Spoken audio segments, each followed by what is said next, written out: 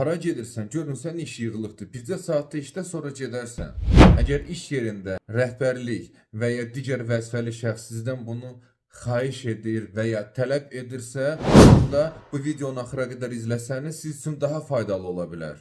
Öncədən onu qeyd edim ki, əmək müqaviləsi əmək məcəlləsinə əsasən tərtib edilir və eyni zamanda əmək məcəlləsində qeyd edilmişdir ki, iş vaxtından artıq iş yalnız işçinin razılığı ilə həyata keçirilə bilər. Əlavə iş, əlavə pul.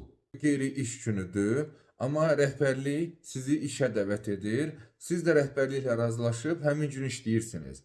Həmin gün üçün sizin gündəlik əmək haqqınızın 2 mislisi ödənilməlidir. Gündəlik əmək haqqınız 20 manat idisə, onda iş vaxtından artıq saat işlədiyiniz üçün siz 40 manat əldə edə bilərsiniz. Amma bunun üçün müəyyən bir sübutlar olmalıdır. Nəticə olaraq onu qeyd etmək istərdim ki, artıq işləyirsinizsə, artıq pul verilməli.